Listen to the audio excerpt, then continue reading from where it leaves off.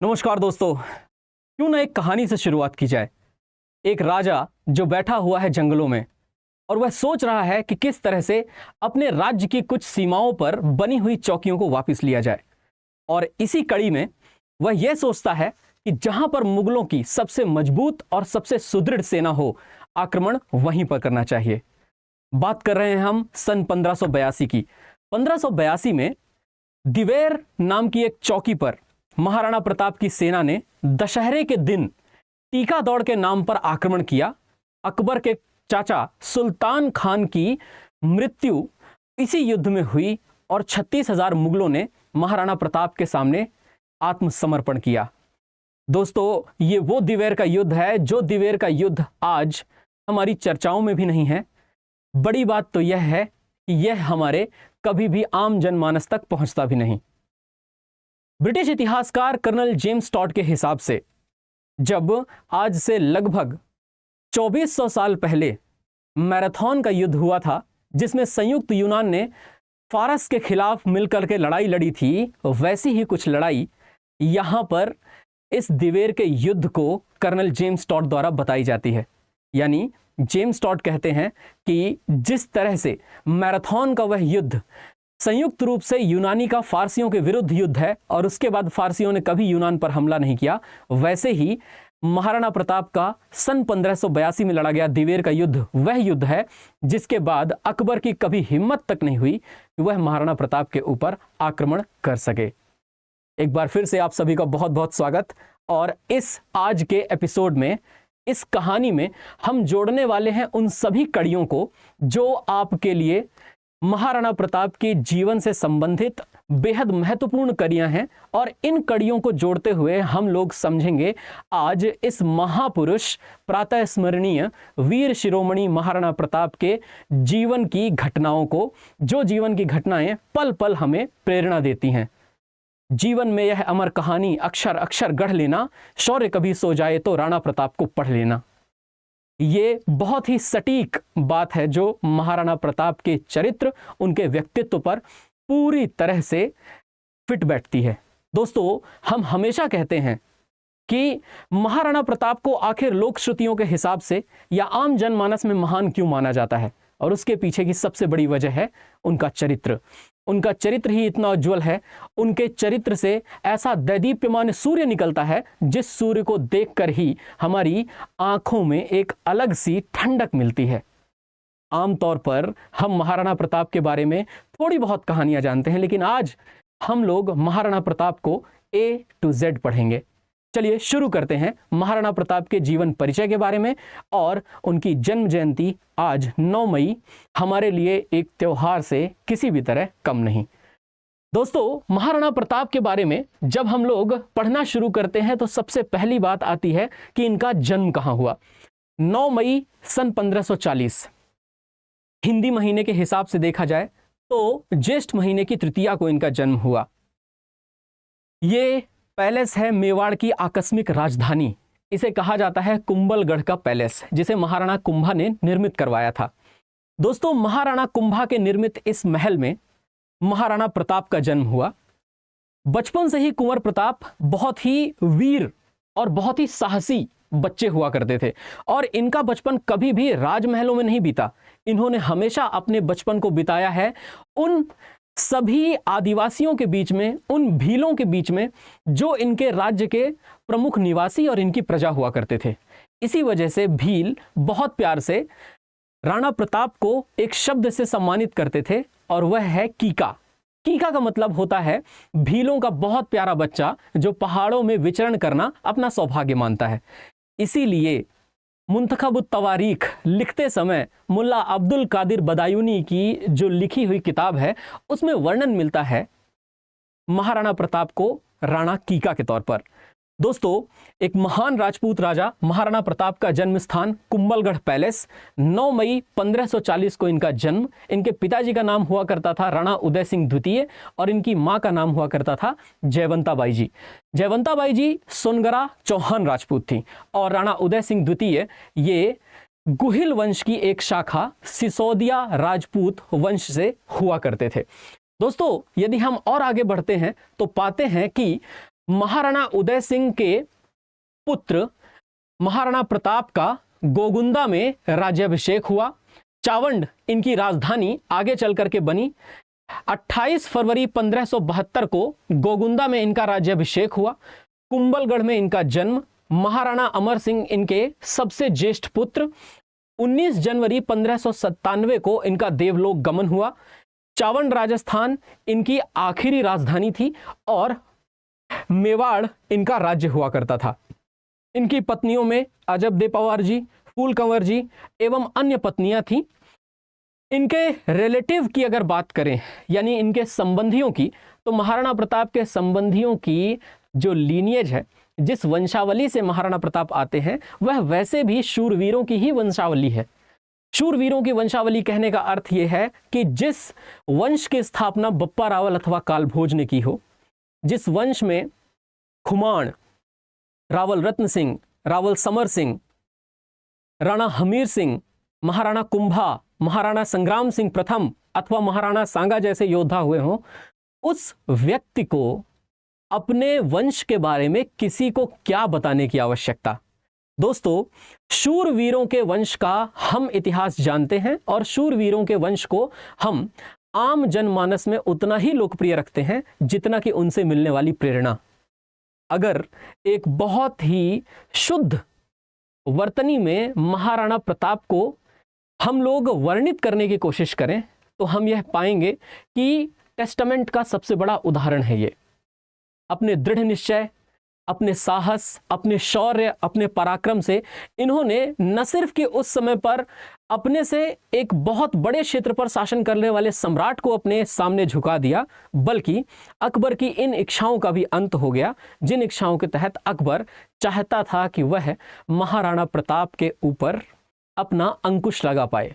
ऐसा नहीं है कि अकबर ने बहुत सारे संदेश नहीं भेजे, अकबर ने बहुत सारे लोगों को नहीं भेजा, लेकिन ये सभी नेगोशिएशंस कभी भी महाराणा प्रताप के खिलाफ कामयाब नहीं हो पाए।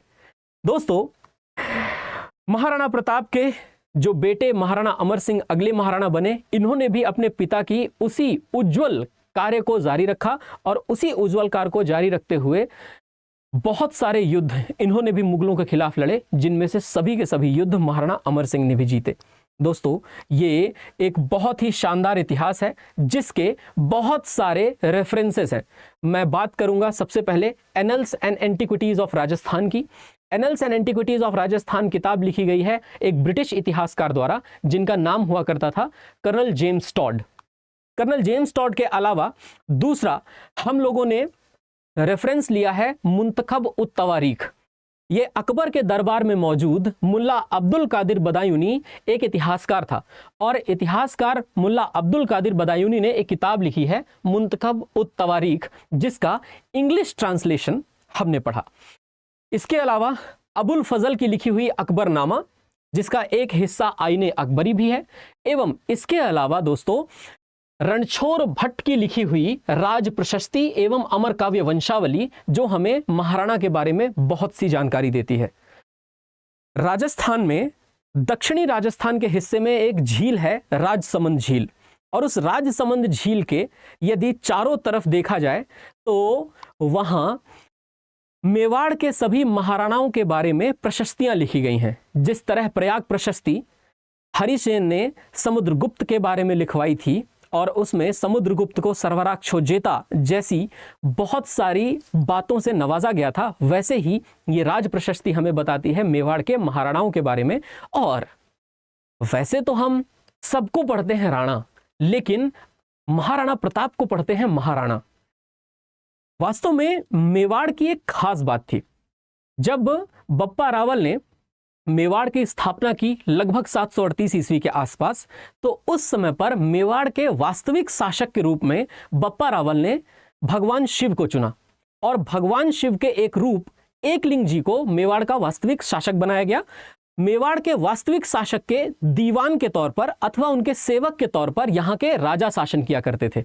इसीलिए मेवाड़ के किसी भी राजा ने कभी भी राजा, महाराजा अथवा महाराजा धीराज जैसी उपाधियां नहीं ली। इन्होंने हमेशा जो उपाधियां ली वो राणा अथवा महाराणा जैसी ही थी।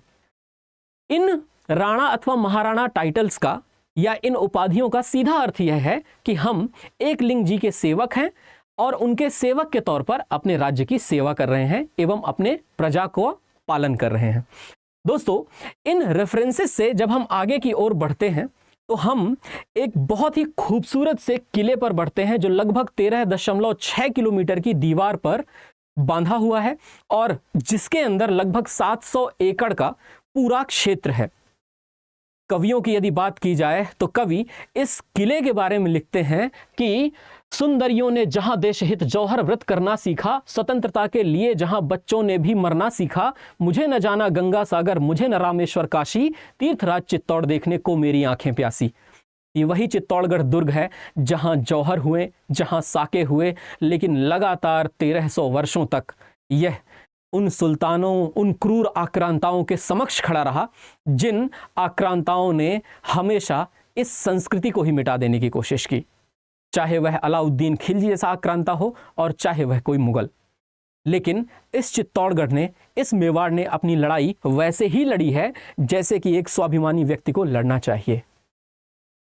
दोस्तों, यह चित्तौड़ का दुर्ग है और चित्तौड़ के दुर्ग में आप सभी को एक बार जाकर यहाँ नमन करना चाहिए।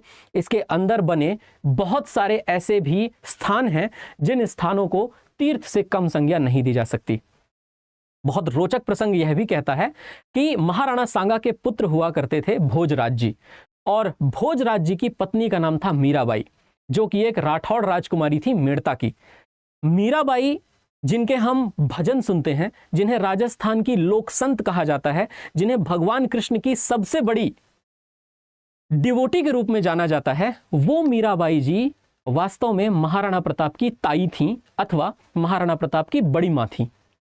यह भी एक तथ्य है जो हम लोग पढ़ते हैं और मां मीरा का मंदिर भी इसी चित्तौड़गढ़ दुर्ग में बना हुआ है जिसे आप अपने सामने देख पा रहे हो।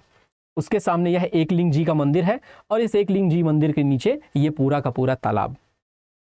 वास्तव में ये जिस दुर्ग की हम चर्चाएं कर रहे हैं, इस दुर्ग ने अपने पूरे जीवन काल में 3 बार जौहर का मुख देखा है और स्त्रियों ने जौहर करना सीखा। मतलब ये कि जब जब आक्रांता आक्रमण किया करते थे, कई बार ऐसा होता था कि वह मृत शरीर के साथ भी छेड़छाड़ करते थे। इसलिए अपने शरीर तक को दुश्मन के हाथ में न जाने देने के लिए सबसे बेहतर मार्ग जो हो सकता था वह यह था कि जिंदा ही अपने शरीर को जला देना। यह जौहर कहलाता है। दोस्तों, पूरे विश्व के इतिहास में कहीं कोई घटना ऐसी नहीं मिलती जहां पर किसी भी एक राज्य के राजा और वहां की स्त्रियों ने अपने राज्य के ना बच पाने की स्थिति में भी अपने आप को पूरी तरह उस मिट्टी के प्रति समर्पित कर ऐसे युद्ध लड़े हों जिनमें उनके वंश का समूल नाश हो गया हो। हल्दी घाटी युद्ध भी इसी का एक बहुत बड़ा उदाहरण है, जहां तोमरों ने ऐसी वीरता की गाथा लिखी, जहां तोमरों ने इतना बड़ा बलिदान दिया कि उनका पूरा वंश ही लगभग खत्म सा हो गया था। आज महाराणा प्रताप की गाथा सुनने के पहले हम लोग यह समझ लें कि आखिर महाराणा प्रताप के साथ किस तरह की परिस्थितियां बनी थी और उसके बाद महाराणा प्रताप ने किन विषम परिस्थितियों में अकबर के खिलाफ यह युद्ध जारी रखा। दोस्तों, सबसे पहले राज्य जयपुर की चर्चा करेंगे। 1562 की बात है। 1562 में हरखाबाई, जो कि आमेर की राजकुमारी हुआ करती थी और राजा भारमल की पुत्री हुआ करती थी, यही हरखाबाई हैं जिन्हें इतिहास में गलत तरीके से जोधाबाई कहा जाता है या इतिहास में प्रचलित रूप से जोधाबाई कह दिया जाता है। इनकी शादी हुई अकबर के साथ, और अकबर के साथ शादी होने का मतलब यह कि जयपुर अब मुगलों के लगभग साथ हो गया था।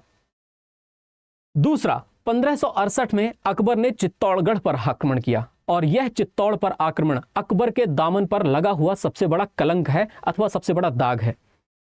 यहां जब अकबर ने आक्रमण किया तो अकबर ने एक तो महीनों तक घेरा डाले रखा और उसके बाद जयमल और फत्ता, ये दो ऐसे शूरवीर योद्धा थे जिन्होंने इस दुर्ग को बचाने के लिए अपनी कोशिशें की, और जयमल और फत्ता की वीरता को देखते हुए और दुर्ग को बचाने के उनके प्रयास को देखते हुए अकबर भी प्रभावित होकर इनकी मूर्तियां आगरा के किले में लगवाता है। दोस्तों, चित्तौड़गढ़ जब अकबर के हाथों गया, उस समय पर अकबर ने यहां लगभग 30,000 लोगों को जिंदा कटवाया था और इस बात का रिकॉर्ड अबुल फजल ने अपनी किताब में किया है। इसका मतलब यह है कि अकबर के महान राजनीतिक चरित्र पर कुछ दाग भी हैं, जिनमें से एक बड़ा दाग यह है। 1569 के आसपास की बात है। बूंदी और कोटा में शासन करने वाले हाड़ा राजपूतों ने अकबर के साथ संधि कर ली। उसके बाद 1570 में जोधपुर और बीकानेर एवं जैसलमेर के भाटी राजपूतों ने भी अकबर के साथ संधि कर ली। केवल राव चंद्रसेन को छोड़कर, राव चंद्रसेन राव मालदेव के बेटे थे। राव मालदेव महानतम योद्धाओं में से एक है मारवाड़ के, और राव चंद्रसेन निश्चित ही अपने योग्य पिता के योग्य पुत्र हैं। राव चंद्रसेन को कई बार इतिहास में मारवाड़ का प्रताप भी कहा जाता है, और उसके पीछे की वजह यह है कि इन्होंने भी अकबर के खिलाफ उसी तरह से लड़ाई लड़ी जिस तरह से लड़ाई महाराणा प्रताप ने अकबर के खिलाफ लड़ी थी। लोग कहते हैं कि महाराणा प्रताप इस युद्ध में अकेले थे, परंतु ऐसा नहीं है।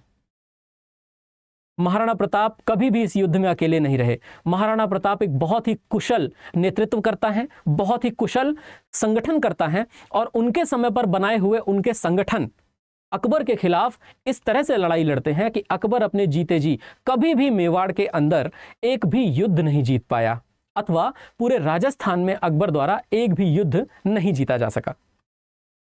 उसकी भी कहानियां बहुप्रचलित हैं और वह भी मैं आपको बताऊंगा। दोस्तों, 1573 में डूंगरपुर, जो कि वागड़ क्षेत्र कहलाता है, प्रतापगढ़, डूंगरपुर और बांसवाड़ा के शासकों ने भी अकबर के साथ संधि कर ली थी। हालांकि अकबर के साथ इनकी संधि होने के बावजूद इनका झुकाव हमेशा महाराणा प्रताप की तरफ रहा।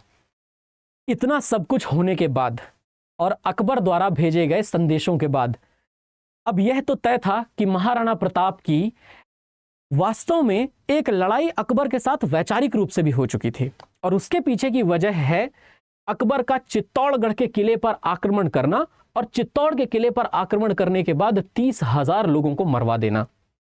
यदि किसी राजा की निरीह प्रजा को 30,000 मासूम निर्दोष लोगों को मार दिया जाए तो वह राजा कभी भी किसी सामने वाले आक्रांता से खुश नहीं रह सकता। और शायद महाराणा प्रताप और अकबर के बीच लड़ाई की प्रमुख वजहों में एक यह भी है कि चित्तौड़ के किले में अकबर ने यह कत्लेआम मचाया था, इस नरसंहार को अंजाम दिया था।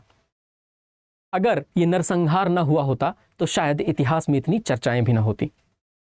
दोस्तों, आगे चलकर कुछ ऐसी घटनाएं घटी जिन घटनाओं में अकबर ने महाराणा प्रताप के साथ संधि करने के बहुत सारे प्रस्ताव भेजे, लेकिन अकबर के उन सभी प्रस्तावों को एक एक करके महाराणा प्रताप ने ठुकरा दिया। महाराणा प्रताप के पास सबसे पहले अकबर के द्वारा भेजे गए जलाल खां कोरची आए। महाराणा प्रताप ने उस प्रस्ताव को भी ठुकराया। उसके बाद अकबर ने बीरबल को भेजा, महाराणा प्रताप ने उस प्रस्ताव को भी ठुकराया। उसके बाद अकबर ने राजा टोडरमल को भेजा, उसको भी महाराणा प्रताप ने ठुकरा दिया।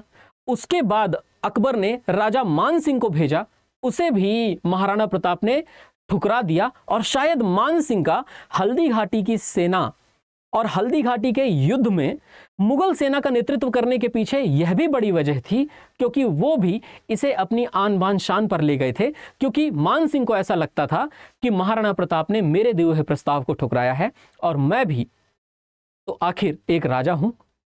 हालांकि उस समय पर मान सिंह एक कुंवर हुआ करते थे। मान सिंह के पिता भगवान दास उस समय पर राजा हुआ करते थे। अकबर ने अंततः भगवान दास को भी बोला कि जाओ महाराणा को समझा कर आओ। जब भगवान दास महाराणा प्रताप के पास पहुंचे तो महाराणा प्रताप ने उन्हें मात्र एक बात कही कि आज से लगभग 50 साल पहले की बात है, सन 1527 की। खानवा का युद्ध हो रहा था। मेरे दादाजी अकबर के दादाजी के खिलाफ लड़ाई कर रहे थे, और उस खानवा के युद्ध में राणा सांगा और बाबर के बीच हुए युद्ध में आपके दादाजी यानी आपके राजा पृथ्वीराज कछवाहा ने मेरे दादाजी का साथ दिया था। और चूंकि राणा सांगा के साथ पृथ्वीराज कछवाहा थे जो कि जयपुर के थे, वो आज भी हमें दिखना चाहिए। मैं तो चाहता हूं कि कुछ ऐसा हो कि आप इस सेना का नेतृत्व करें जो अकबर के खिलाफ लड़ाई करती हो। मैं आपके छत्र तले सहर्ष लड़ने को स्वीकार हूं, लेकिन मुझे अकबर की अधीनता स्वीकार नहीं। एक व्यक्ति जो अपने स्वाभिमान की लड़ाई लड़ना चाहता है, उसे समझाने के लिए कितने लोग आते हैं। बात मात्र इतनी सी थी कि हमें नहीं झुकना और हमें अपने मेवाड़ को स्वाधीन रखना है। अकबर की यह जिद कि वह अकबर लगातार धीरे धीरे मेवाड़ के अंदर अपने आधिपत्य को चाहता था, वह संपूर्ण राजपूताने में अपने अधिकार को जमाना चाहता था, और इस अधिकार को जमाने की होड़ में वह यह भी भूल गया कि वह एक आक्रांता के रूप में इतिहास में नजर आता है। महाराणा प्रताप ने कभी आगरा पर जाकर के हमला नहीं किया, अकबर ने ही आगरा फतेहपुर से निकल करके मेवाड़ पर हमला किया है। तो दोस्तों, यह बात समझ आती है हमें कि यह एक आत्मरक्षा की भी बहुत बड़ी लड़ाई थी। दोस्तों, अगर हम आगे बढ़ें तो मुल्ला अब्दुल कादिर बदायूनी की किताब मुंतखब तवारीख का रेफरेंस लेते हुए इस हल्दी घाटी के युद्ध को गोगुंदा का युद्ध पढ़ते हैं। और हल्दी घाटी के युद्ध की सीमा तो लगभग निर्धारित ही हो चुकी थी। इसका प्लॉट ऐसा बन चुका था कि मान सिंह अपने सम्मान पर इस बात को ले गए थे, और इस बार मुगल सेना का नेतृत्व मान सिंह करने भी वाले थे। मान सिंह ने मुगल सेना का नेतृत्व किया, हल्दी घाटी का युद्ध हुआ। अब्दुल कादिर बदायूनी एक ऐसा व्यक्ति है जो हल्दी घाटी के युद्ध का आंखों देखा हाल अपनी किताब मुंतखब तवारीख में लिखता है और इसे गोगुंदा का युद्ध कहता है। लेकिन अबुल फजल एवं अन्य सभी इतिहासकारों ने दावा किया है कि यह लड़ाई खमनौर नाम के गांव के पास लड़ी गई थी, जो कि राजसमंद जिले में आता है, और वह हल्दी घाटी नाम के एक बहुत ही संकरे दर्रे में लड़ी गई थी। इस संकरे दर्रे में हल्दी घाटी का जो दर्रा है, यह उदयपुर से अजमेर को जोड़ता है। अकबर ने हल्दी घाटी युद्ध की योजना अजमेर में ही बनाई थी, और अजमेर से ही मुगल सेना मान सिंह के नेतृत्व वाली पूरी मुगल आर्मी आगे की ओर बढ़ रही थी, और इधर से मेवाड़ की आर्मी आगे की ओर बढ़ रही थी, और दोनों जाकर उदयपुर और अजमेर के बीच वाली स्थिति हल्दी घाटी पर मिलते हैं। दोस्तों, हल्दी घाटी का युद्ध कैसा हुआ है इस पर तो हमारी चर्चा है ही, परंतु यह आप देख सकते हैं कि एक तरफ अजमेर है, अजमेर से सेना आगे की तरफ बढ़ रही है, और अजमेर से सेना का आगे की तरफ बढ़ना, और इधर उदयपुर से सेना का आगे की तरफ बढ़ना, और फिर जाकर के यह युद्ध राजसमंद में होना। इसका मतलब यह वो स्थान है जो हल्दी घाटी है, और हल्दी घाटी को हल्दी घाटी इसलिए कहते हैं क्योंकि यहाँ की मिट्टी का रंग पीला है। यह मिट्टी का रंग पीला होने की सबसे बड़ी वजह है यहाँ की मिट्टी में मौजूद आयरन के ऑक्साइड्स। जब भी लोहे के ऑक्साइड्स कहीं भी होते हैं तो वो लोहे के ऑक्साइड्स हमेशा मिट्टी के रंग को, याद रखिए, पीला कर देते हैं। लोहे के ऑक्साइड्स बहुत ज्यादा होते हैं तो वह मिट्टी के रंग को लाल कर देते हैं। तो देखिए दोस्तों, अकबर का सबसे पहले लगता है नागौर दरबार। अकबर ने नागौर दरबार लगाने के बाद सभी राजाओं को अपनी तरफ इकट्ठा करने की कोशिश की, और सभी राजाओं को यह भी चेताया कि आपको महाराणा का साथ देने की आवश्यकता नहीं।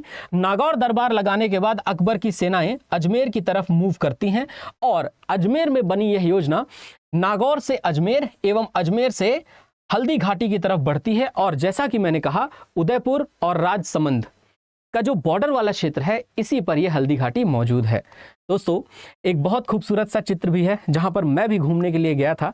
महाराणा प्रताप तो हैं ही प्रातः स्मरणीय, लेकिन इस हल्दी घाटी के जगह पर यदि जा करके कोई भी यहाँ के पढ़े हुए लेख को पढ़ेगा तो देखिए दोस्तों, इसमें बाकायदा सारी बातें लिखी हुई हैं। इस मिट्टी से तिलक करो, यह धरती है बलिदान की, जो दृढ़ राखे धर्म को तिहि राखे करतार। और 18 जून 1576 को हल्दी घाटी का युद्ध हुआ, तो यह भी इस लेख में लिखित है। 18 जून 1576 को इस धर्म युद्ध के कुरुक्षेत्र विश्व प्रसिद्ध रण क्षेत्र हल्दी घाटी में हिंदुआ सूर्य प्रातः स्मरणीय वीर शिरोमणि महाराणा प्रताप ने मातृभूमि की रक्षा के लिए मेवाड़ वासियों को साथ लेकर, सभी जातियों को साथ लेकर अपने जनपद की स्वतंत्रता की लड़ाई लड़ी, एवं घुसपैठिया जलालुद्दीन अकबर, जिसका शासन राजस्थान में स्थापित हो चुका था, उन सभी राजा रजवाड़ों के अधीनता स्वीकार करने के बाद मेवाड़ राज्य के महाराणा की चुनौती को इस हल्दी घाटी नाम के मैदान में देखा जा सकता है। यह एक बेहद शानदार व्यक्तित्व की फोटो है, और यदि आप कभी उदयपुर के म्यूजियम में जाएं तो उदयपुर के म्यूजियम में जाने के बाद आपको यह बेहद खूबसूरत सी तस्वीर दिखती है। दोस्तों, महाराणा प्रताप का बख्तरबंद जिसे पहन करके वो युद्ध किया करते थे, महाराणा प्रताप की ढाल, महाराणा प्रताप का वो भाला जिसके बारे में लोग कहते हैं कि यह 80 किलो का था, परंतु ऐसा है नहीं। यह 80 किलो का ना होकर के लगभग 15 किलो के आसपास होगा। ये महाराणा प्रताप की तलवारें, जिनके बारे में कुछ लोग कहते हैं कि 40 किलो की थी, परंतु मुझे नहीं लगता कि यह 40 किलो की है। एक सीधी तलवार जिसे खांडा कहते हैं और एक कर्व वाली तलवार, और इसके अलावा दोस्तों उनके बाकी सभी के सभी जो औजार हैं वो सारे के सारे औजार ये उदयपुर के म्यूजियम में रखे हुए हैं दोस्तों। और उदयपुर के म्यूजियम में, उदयपुर के संग्रहालय में कभी आपको भी एक बार विजिट करना चाहिए। तो दोस्तों, हल्दी घाटी का युद्ध 18 जून सन 1576। 18 जून 1576 को महाराणा प्रताप की सेना एवं मान सिंह और आसफ खान के नेतृत्व वाली मुगल सेना के बीच में युद्ध हुआ। और इस हल्दी घाटी के युद्ध में, शायद इतिहास के सबसे ज्यादा चर्चित युद्ध में, महाराणा प्रताप की सेना ने अकबर की सेना को शुरुआती दौर में तो बिल्कुल ही पीछे धकेल दिया था। इस युद्ध का वर्णन करते हुए मुल्ला अब्दुल कादिर बदायूनी कहता है कि जब इस युद्ध का पूरा प्लॉट सजा तो इस युद्ध के पूरे प्लॉट में महाराणा प्रताप ढोलान नाम की एक जगह पर मौजूद थे। इस ढोलान नाम की जगह पर मौजूद राणा पूंजा एवं उनके भील साथी महाराणा प्रताप की सुरक्षा कर रहे थे। महाराणा प्रताप चेतक पर सवार थे, जिसे नीले घोड़े वाला चेतक कहा जाता है, परंतु यह सफेद रंग का था। दोस्तों, महाराणा प्रताप की सेना में मान सिंह झाला, जिनके साथ में भीम सिंह डोडिया, भामाशाह और ताराचंद इस युद्ध को लड़ रहे थे, और दूसरी तरफ से रामशाह तोमर, शालिवाहन तोमर, प्रताप तोमर और भवानी सिंह तोमर।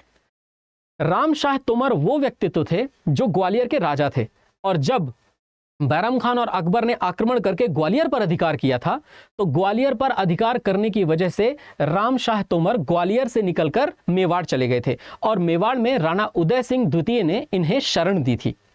इसलिए इनका महाराणा के प्रति वफादार होना बनता है। और देखो दोस्तों, आप पाओगे कि महाराणा प्रताप के दक्षिणी फ्लैंक में, यानी जो इनका राइट फ्लैंक है उसमें मान सिंह झाला, और जो इनका लेफ्ट फ्लैंक है उसमें रामशाह तोमर, और बीचों बीच हरावल दस्ते का नेतृत्व कर रहे थे हाकिम खान सूर।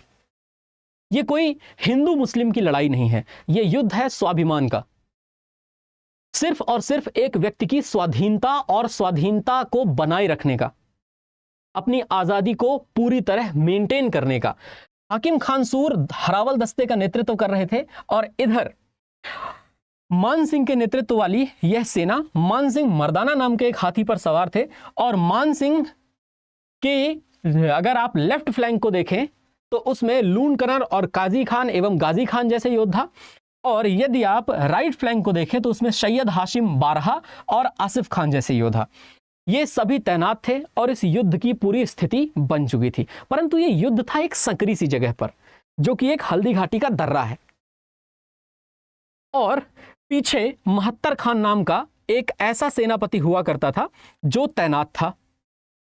दोस्तों, मुंतखब उत तवारीख में यह लिखा हुआ है कि महाराणा प्रताप के लेफ्ट फ्लैंक ने राइट फ्लैंक पर इतना जोरदार हमला बोला कि इन सभी को लगभग 4 कोस पीछे भागना पड़ा, और ये बनास नदी तक भाग गए। बनास नदी में उस समय पर बाढ़ आई हुई थी, और उस बाढ़ हुई बनास नदी में बहुत सारे लोग इनमें से कूद भी गए। दोस्तों, ये हमला इतना ज्यादा खतरनाक था कि शुरुआत में तो ऐसा लगा कि जैसे महाराणा की सेना ने पूरी तरह से अकबर की सेना को नेस्तनाबूद कर दिया है। कहने वाले कहते हैं कि 80,000 की सेना इधर अकबर की हुआ करती थी और 20,000 की सेना महाराणा प्रताप की हुआ करती थी, परंतु यदि मुंतखब उत तवारीख की माने तो लगभग 5,000 से 6,000 की सेना मान सिंह की थी, और लगभग 2,500 से 3,000 की सेना महाराणा प्रताप की थी। यानी महाराणा प्रताप की सेना वास्तविकता में अकबर की सेना से तो कम थी। और जब यह आक्रमण हुआ तो इस आक्रमण के बारे में मुल्ला अब्दुल कादिर बदायूनी लिखता है कि शालिवाहन तोमर ने ऐसी भयानक वीरता दिखाई थी जिससे रणचंडी भी प्रसन्न हो चुकी थी। इस युद्ध में जब पूरी तरह से लेफ्ट फ्लैंक लगभग बर्बाद होने लग जाता है, परंतु सैयद हाशिम बारहा के नेतृत्व में यह लड़ाई चलती है, तो उसी समय महत्तर खान पीछे से चिल्लाना शुरू करता है कि अकबर आ गया, अकबर आ गया। और जब अकबर के आने की खबर अकबर के ही सेना के लोगों ने सुनी, मुगल सेना ने सुनी, तो मुगल सेना में थोड़ा उत्साह आया इस लड़ाई को लड़ने का। वरना नैतिक रूप से और मोरलिस्टिक रूप से इस लड़ाई को मुगल सेना लगभग ही हार गई थी। बाद में सारी की सारी मुगल सेना पुनः वापस आती है।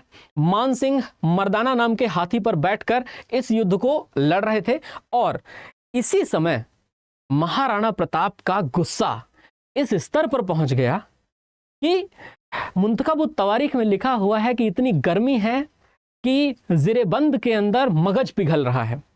इसका मतलब ये कि जो वॉर गियर है उसके अंदर पूरा का पूरा सिर गर्मी की वजह से पिघला जा रहा है। मगज मतलब दिमाग। और अचानक से महाराणा प्रताप चेतक को एड़ लगाते हैं और चेतक को एड़ लगाने के बाद जैसे गरम छुरी मक्खन को चीरती है, वैसे ही महाराणा प्रताप सीधे इसको चीरते हुए हाकिम खान सूर के बगल से निकलकर सीधे मान सिंह पर आक्रमण करने की कोशिश करते हैं। सबसे बड़ी गलती अगर इस युद्ध की मानी जाए तो वो यही है कि महाराणा की सेना पहाड़ों से लड़ते लड़ते मैदानों पर आ गई थी और मैदानों पर यदि कम नंबर के लोग हों तो कम नंबर के लोगों को आसानी से हराया जा सकता है। कुछ ऐसा ही हुआ।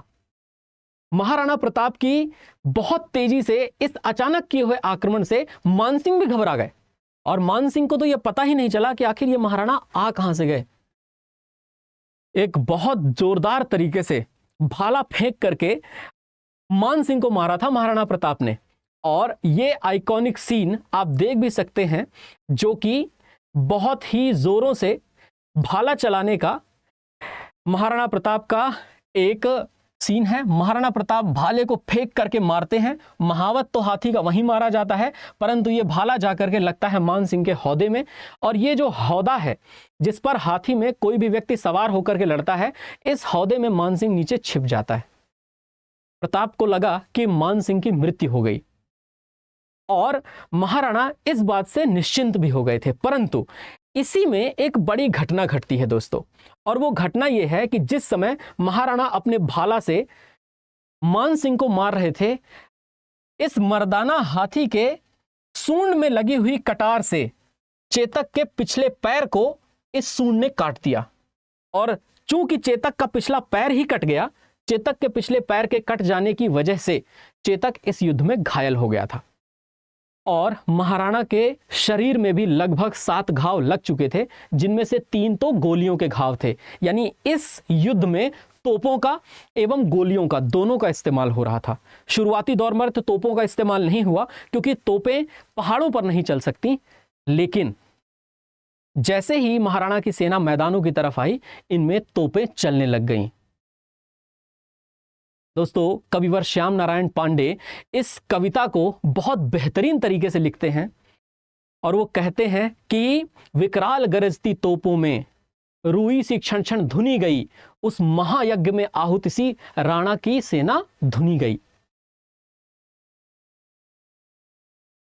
दोस्तों, जब हम चेतक की वीरता के बारे में पढ़ते हैं, अब इसी समर में चेतक मारुत बनकर आएगा, राणा भी अपनी असिका अब जौहर दिखलाएगा। चढ़कर चेतक पर घूम घूम करता मेना रखवाली था, ले महामृत्यु को साथ समक्ष मानो प्रत्यक्ष कपाली था।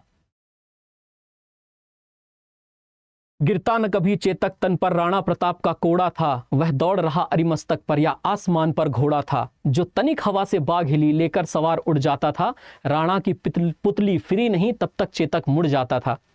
चढ़ चेतक पर तलवार उठा रखता था भूतल पानी को, राणा प्रताप सिर काट काट करता था सफल जवानी को। लेकिन दोस्तों, इस युद्ध में जब महाराणा प्रताप घायल हुए तो महाराणा प्रताप को समझाने के लिए एक वही व्यक्ति पहुंचा जिस व्यक्ति का नाम है हाकिम खान सूर। हाकिम खान सूर को यह बात पूरी तरीके से पता थी कि या तो इस युद्ध को आज ही समाप्त किया जा सकता है और या फिर इस युद्ध को लंबा खींचा जा सकता है। हाकिम खान सूर ने महाराणा प्रताप के बगल में पहुंचकर युद्ध भूमि में यह बात समझाई कि यदि आप जीवित हैं तो ये युद्ध लंबा चलता रहेगा और जब तक आप जीवित हैं तब तक आप इस युद्ध को खींच सकते हैं। यदि आप इस दुनिया से चले गए तो मेवाड़ के स्वाधीन रहने की आस भी चली जाएगी और इस दुनिया में सबसे बेहद खतरनाक मृत्यु है या सबसे गंदी मृत्यु है आशाओं का मर जाना, उम्मीदों का मर जाना।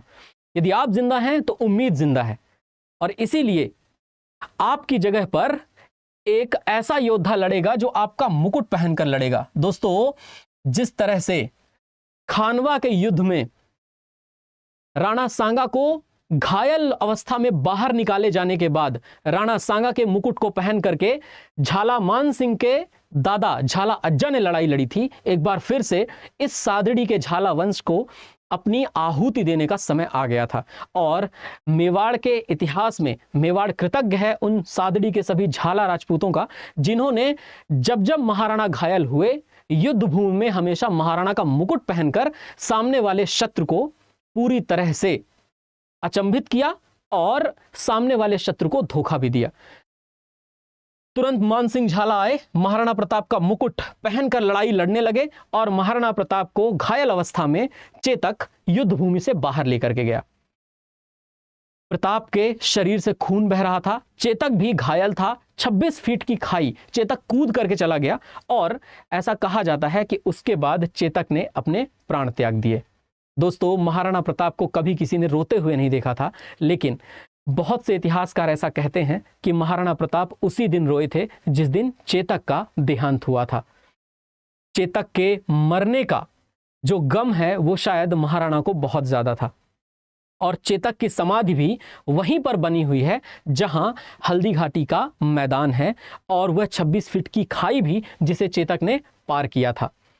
दोस्तों, इस समर में इतना युद्ध का रक्त बहा था कि इस रक्त के बहने की वजह से वहां आसपास के क्षेत्र में बारिश भी हुई और खून से सना हुआ पानी भर गया था, जिसे रक्त तलाई कहा जाता है। तो रक्त तलाई या जिसे खून की तलाई कहा जाता है, ये एक तरीके से ढलान वाली जगह है, जिस ढलान वाली जगह पर लोगों का बहा हुआ रक्त इकट्ठा हो गया था।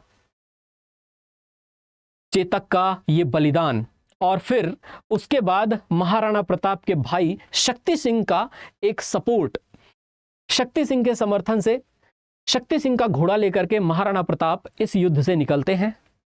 और उसके बाद हालत इतनी ज्यादा खराब थी मुगल सेना की कि अब्दुल कादिर बदायूनी के हिसाब से मुगल सेना युद्ध के बाद जाकर गोगुंदा में रुकती है।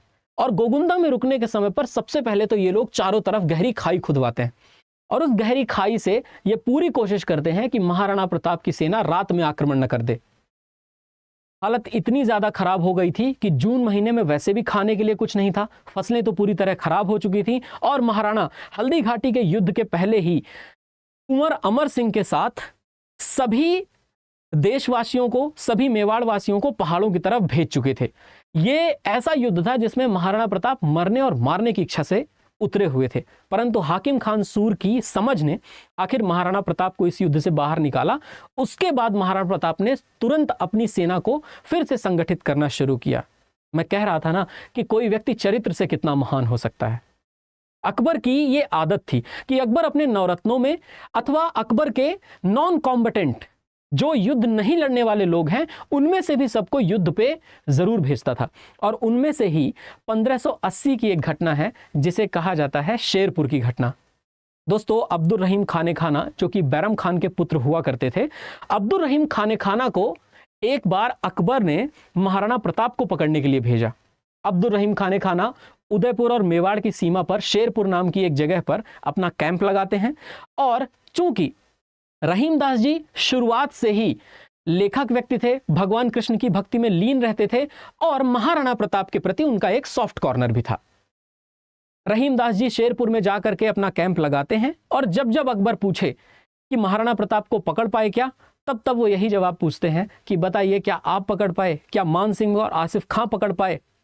कोई भी नहीं पकड़ पाया। अकबर ने तो मान सिंह और आसिफ खां की ड्योढ़ी बंद कर दी थी और यह कहा था कि मुझे दिख मत जाना मेरे दरबार में। और इस बात का भी उल्लेख मिलता है कि मान सिंह और आसिफ खां काफी दिनों तक अकबर के दरबार गए नहीं थे, क्योंकि हल्दी घाटी के इस युद्ध में जो परिणाम अकबर को चाहिए था वो परिणाम अकबर को मिला नहीं था। आज भी मैं इतिहासकारों से यही पूछना चाहता हूं कि किस बिना पर आपने ये लिख दिया कि अकबर ने हल्दी घाटी का युद्ध जीता था। यदि कोई राजा संधि कर ले, कोई राजा मारा जाए, किसी राजा को पकड़कर बंदी बना लिया जाए अथवा उसका राज्य छीन लिया जाए, तब तो स्थितियां बनती हैं कि वह राजा हार गया और आप जीत गए। जब ऐसी कोई स्थिति महाराणा प्रताप के साथ बनी ही नहीं, अकबर का पूर्ण रूप से मेवाड़ पर कभी कब्जा हो पाया ही नहीं, तो अकबर किस बिना पर जीता हुआ घोषित कर दिया जाता है? जितनी बार मुगल सेनाओं ने कोशिश की, उतनी बार मेवाड़ में उन्हें हारना पड़ा। और इसके पीछे एक बहुत बड़ी वजह यह भी है कि उनके पास भौगोलिक रक्षा क्षेत्र था, एक ज्योग्राफिकल डिफेंस था, जैसा छत्रपति शिवाजी महाराज के साथ भी कालांतर में रहा है। औरंगजेब के साथ युद्ध करने में छत्रपति शिवाजी महाराज को एक बहुत बड़ी मदद इसलिए भी मिली क्योंकि छत्रपति शिवाजी महाराज के पास पश्चिमी घाट का एक बहुत बड़ा नेचुरल डिफेंस था, एक प्राकृतिक रूप से रक्षात्मक तंत्र उनके साथ था। दोस्तों, ऐसा ही अकबर के साथ लड़ने वाली इस महाराणा प्रताप की सेना को भी। तो जब रहीमदास जी सन 1580 में आकर शेरपुर में अपना कैंप लगाते हैं और शेरपुर में कैंप लगाने के बाद दिन और पूरे समय को लिखने पढ़ने में व्यतीत करते हैं, सुबह शाम शिकार खेलने में व्यतीत करते हैं, इसी बीच में महाराणा प्रताप के बेटे कुंवर अमर सिंह रहीमदास जी की सभी बेगमों को और उनके कैंप में मौजूद सभी स्त्रियों को उठाकर महाराणा के कैंप में ले आते हैं। जब महाराणा ने अपने खेमे में उन सभी स्त्रियों को देखा जो एक इस्लामिक ड्रेस में थी, तो महाराणा ने यह बात कुंवर से पूछी कि कुंवर ये क्या है? तो कुंवर ने बताया कि मैं जितने भी मुगल में या मुगल खेमे में जितने भी जनाना मौजूद थे उन सभी जनानों को उठा करके ले आया हूं। तो महाराणा इस बात से अत्यधिक क्रोधित हुए। महाराणा ने तुरंत एक माफीनामा, एक पत्र लिखा और उस क्षमा पत्र को सह सम्मान सभी बेगमों को समुचित रूप से पहुंचवाने के बाद अपनी तरफ से रहीमदास जी को देने की बात कही। और रहीमदास जी ने जब वह पत्र पढ़ा तो उस पत्र में स्वाभाविक तौर पर यह बात लिखी हुई थी कि कम से कम महाराणा युद्ध के बीच में औरतों और बच्चों को तो नहीं लाएगा। इस कृत्य के लिए मैं आपसे स्वयं माफी मांगता हूं रहीमदास जी। और रहीमदास जी इतने भावुक हुए, उन्होंने एक बात कही थी, धर रेसी रेसी उमर खपजासी खुरसान अमर विशंभर ऊपरो नीचे राखो रान। इसका मतलब होता है कि मुझे नहीं पता खुरासन से आए हुए ये तुर्क कितने वर्षों तक इस पृथ्वी पर शासन करेंगे, लेकिन जब तक धरती से ऊपर देखने पर चांद और सितारे दिखते रहेंगे तब तक महाराणा तुम्हारा नाम बहुत ही सम्मान के साथ इस पृथ्वी पर लिया जाएगा। आखिर यही वजह है कि महाराणा प्रताप चारित्रिक रूप से इतने महान हैं कि हमारी दृष्टि पड़ते ही हमें अपने अंदर से ही रोमांच का भाव आता है। महाराणा अपने आप में एक ऐसा इंस्टीट्यूशन है, वो एक ऐसा संस्थान है जिनसे चरित्र की प्रेरणा ली जा सकती है। यही एक खास बात है जो हम महाराणा प्रताप के बारे में पढ़ते हैं। लेकिन ये बात यहां तक रुकी नहीं। हल्दी घाटी का युद्ध होना, शेरपुर की घटना होना, कुंभलगढ़ में महाराणा प्रताप का जाना और फिर कुंभलगढ़ का भी महाराणा प्रताप के हाथों से निकल जाना, शाहबाज खां के हाथों चले जाना और बाद में महाराणा प्रताप का कुंभलगढ़ पर आक्रमण करके शाहबाज खां को वहां से भगा देना, उदयपुर से मौजूद सभी के सभी मुगलों को भगा देना, ये इतनी जल्दी हुआ है कि महाराणा प्रताप ने अपने खोए हुए क्षेत्र को पुनः प्राप्त कर लिया है, केवल चित्तौड़गढ़ को छोड़ करके। दोस्तों, 1582 की वो घटना, जिस 1582 की घटना में महाराणा प्रताप ने एक युद्ध लड़ा है और इसे कहते हैं दिवेर का युद्ध। यही है जो हमारे इतिहास में मिलता नहीं, परंतु इसका जो युद्ध है, यह युद्ध महाराणा प्रताप की नहीं, ये महाराणा अमर सिंह की वीरता के लिए प्रसिद्ध है। दोस्तों, अकबर का चाचा सुल्तान खां ये दिवेर में तैनात था और वहां 36,000 मुगल थे। लगभग 10,000 की फौज के साथ दशहरे के दिन महाराणा प्रताप ने टीका दौड़ के नाम पर आक्रमण किया और आक्रमण करने के बाद दिवेर में लगभग तबाही मचा दी। माना जाता है कि कुंवर अमर सिंह ने एक भाला फेंक कर मारा था जो सुल्तान खान के शरीर से धंसते हुए, घोड़े से धंसते हुए जाकर जमीन में धंस गया था। और चूंकि यह भाला सुल्तान खान के शरीर से धंसकर, घोड़े से धंसकर जमीन पे धंस गया था, इस वजह से वह व्यक्ति जिसका नाम है सुल्तान खान, वह अमर सिंह को देखता है और जानता है कि वास्तव में इस वंश की बेल में ही कुछ बात है, इस वंश में कुछ तो खास है। युद्ध लड़ना इनका खेल है और जिस व्यक्ति के जीवन में युद्ध लड़ना ही उसका खेल हो तो उसे हराना लगभग असंभव हो जाता है। 1582 का यह दिवेर का युद्ध, ये भारतीय इतिहास से जरूर गायब है, लेकिन हम जानते हैं कि आम जनमानस में दिवेर के युद्ध के बारे में कितनी सारी बातें प्रचलित हैं। दोस्तों, दिवेर के युद्ध के बाद महाराणा प्रताप ने लगभग सभी क्षेत्रों को अपने कंट्रोल में ले लिया था और यही बहलोल खां के साथ एक सीन हुआ जहां पर महाराणा की तलवार ने बहलोल खां को घोड़े सहित चीर डाला था। वास्तव में दिवेर का युद्ध कुछ गुस्से का युद्ध भी है। वो 1576 की हल्दी घाटी वाला गुस्सा बहुत ही संयोजित रूप से निकलता है दिवेर में, और ये जो घटनाएं आप देखते हो, ये जो बातें आप सुनते हो, ये बातें बहुत सारी जगह तक सत्य भी हैं। भले ही ये हमारे इतिहास के पन्नों में हमें मुख्य धारा के इतिहास में नहीं मिलती, लेकिन जैसा कि मैंने आपको कहा, कर्नल जेम्स टॉड जैसे इतिहासकारों ने एवं रणछोड़ भट्ट जैसे इतिहासकारों ने एवं बहुत से इतिहासकारों ने इसको अपनी किताबों में लिखा है। Annuls and antiquities of Rajasthan को जब आप पढ़ते हैं, जो कि राजस्थान के इतिहास के पिता कहे जाते हैं जेम्स टॉड, उनकी किताब में यह पूरा का पूरा वर्णन और वृत्तांत मिलता है हमें। इवन दोस्तों, अमर काव्य वंशावली और राज प्रशस्ति में भी इसके बारे में बातें लिखी हुई हैं और इसके बारे में जानकारी दी हुई है। महाराणा प्रताप के चरित्र का जो महान होना है, ये महाराणा प्रताप के चरित्र का महान होना वास्तव में महाराणा को भी महान बनाता है, और यही कारण है कि महाराणा प्रताप इतने महान हैं। दोस्तों, 1584 में अकबर ने आखिरकार एक और ऐसा योद्धा भेजा, एक और सेना नायक भेजा कि आखिर महाराणा को हराया जा सके। और 1584 में जिस योद्धा को भेजा गया था, उनका नाम था जगन्नाथ कछवाहा। जगन्नाथ कछवाहा भी एक बार फिर से मेवाड़ केसरी महाराणा प्रताप को हराने के लिए पहुंचते हैं, लेकिन जगन्नाथ कछवाहा को भी हार का मुख ही देखना पड़ता है। और 1584 के बाद आखिरकार अकबर को यह बात समझ आ गई थी कि कम से कम इस राजस्थान में एक राजा ऐसा है जिसके पीछे हमें बहुत ज़्यादा ऊर्जा नहीं लगानी चाहिए, क्योंकि उसको हराना लगभग नामुमकिन है। और फिर अकबर अपने उत्तर पश्चिम के कार्यों में व्यस्त हो गया था, क्योंकि वहां पर भी उज्बेक अपना सिर उठा रहे थे। अकबर ने 1584 के बाद से अपना शासन लाहौर से ही किया है, और अकबर फिर दिल्ली और आगरे के क्षेत्र से निकल करके लाहौर से अपने शासन को संचालित करता है। मेरे ख्याल से दोस्तों, ये जो इतिहास है, ये इतिहास आपको जानना चाहिए, अपने दोस्तों के साथ शेयर करना चाहिए। और ऐसा इतिहास अगर आप पढ़ना चाहते हो, जितनी डेप्थ में मैंने आज आपको इतिहास पढ़ाया है, तो यह बैच है जिसमें आपको यह इतिहास मिलेगा, जिसे समाधान बैच के नाम से जानते हैं। दोस्तों, आप इसे पढ़िएगा ज़रूर, और समाधान बैच के माध्यम से आप हिस्ट्री, ज्योग्राफी, पॉलिटी, इकोनॉमिक्स चारों पढ़ सकते हैं। इसके लिए जो आपको कूपन कोड इस्तेमाल करना है वो होगा Y263। मैं आपको इसकी प्रक्रिया बहुत ही सामान्य तौर पर बता देता हूं। प्रक्रिया सिंपल सी है। आपको जाना है गूगल पर, सर्च करना है अड्डा 24/7, और अड्डा 24/7 सर्च करने के बाद आप पहुंच जाते हो इस वेबसाइट पर। ऑल कोर्सेस में जाइए, एसएससी पर जाइए। एसएससी के सामने आपको सीजीएल दिखेगा। सीजीएल के महापैक पर डबल वैलिडिटी है, जिसे आप Y263 कोड लेकर यूज कर सकते हो। एवं यहाँ समाधान जनरल स्टडीज का बैच भी है, जिसे आप Y263 कोड लेकर यूज कर सकते हो। इसमें चारों सब्जेक्ट मेरे द्वारा ही पढ़ाए गए हैं, हिस्ट्री, ज्योग्राफी, पॉलिटी और इकोनॉमी। तो समाधान जनरल स्टडीज के इस बैच को लेना बिल्कुल ना भूलें, और कूपन कोड Y263 का इस्तेमाल करना बिल्कुल ना भूलें। कैसा लगा आपको ये सेशन, बताइएगा ज़रूर कमेंट सेक्शन में, अभी वीडियो के पूरा होने के बाद। धन्यवाद दोस्तों। जय हिंद, जय भारत।